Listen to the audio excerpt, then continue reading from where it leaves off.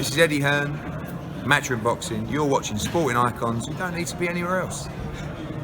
Right, so for those of you who've seen my upload earlier on this morning, you'd seen that Andy Ruiz Jr., he's saying that he's the one holding the cards and he's going to be the one in the driving seat, and he's saying that the fight between him and Joshua is going to be in America, despite the fact that they've already announced it for Saudi Arabia. Anyway, go check out that video. If you haven't seen it yet, it will pop up at the end of this video, so just bear with this one.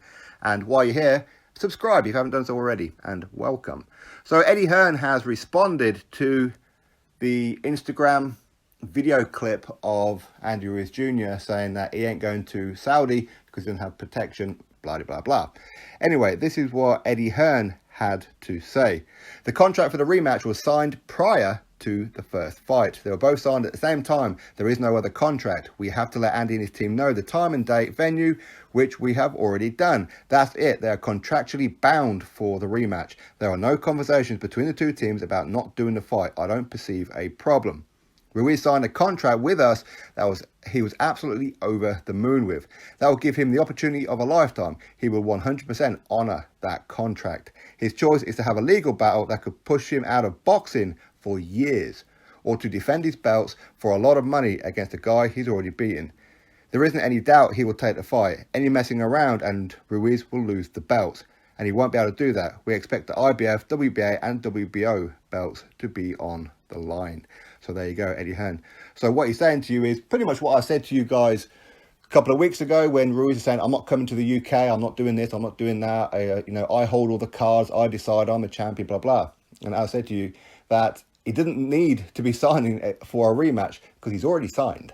He signed prior to the first fight, which is already what I said. And everything that was in the rematch clause, once Team Joshua activate that rematch clause, Ruiz is contractually obliged to do whatever the hell is in the contract. And unless there's some kind of loophole in there that Al Heyman, of course, he has a history of being a lawyer and all these kind of things of legality. So maybe he can find some kind of loophole, who knows.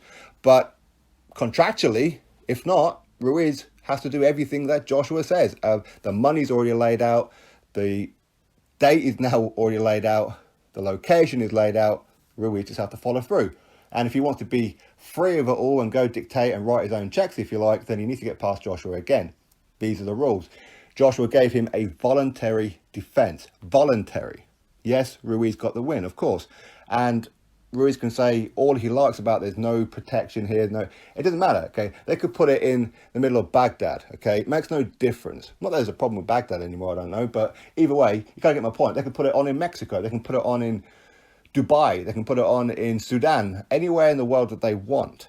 And Ruiz has to go through with it. And as I said in the video earlier on this morning, the only options that Ruiz has is A, not taking the fight, in which case he's going to lose all the belts anyway if he keeps on messing about. And number two, that's pretty much him retired. Okay, because he's not allowed to fight.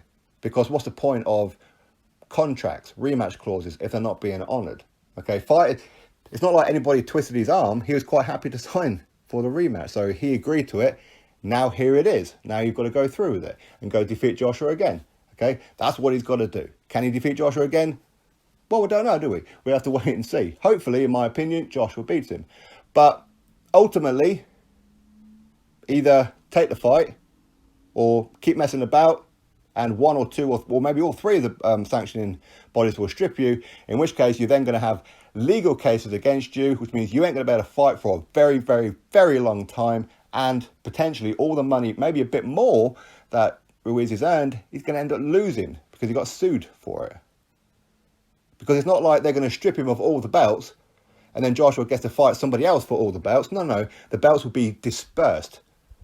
Okay, so you can kind of see where the problems are after Joshua did all the hard work of going around belt collecting for Ruiz to go, oh, well, just throw him up in the air. End of the day, the easiest thing for Ruiz to do is go collect that check. Is it £7.5 million, $9 million rumoured? Where's he going to earn that? Even if he was to have undisputed against Wilder somehow, impossibly, but even somehow he managed to do that with all the belts, he ain't earning that kind of money. Him and Wilder combined ain't that popular. So at least get that win over Joshua again, and then you are free to do whatever you want. Worst case scenario, you've got another $9 million in your bank account. You can go buy another house somewhere, and as many gold watches and jewelry as you like. All right, either way, Eddie Hearn saying that's his only option: take the rematch, or effectively he's going to have to be retired, isn't he? Because he can't fight anybody else legally. So anyway, that's what's going on. I'll put an article in the description box. Drop your thoughts below. Click thumbs up, subscribe. Catch you all on the next one.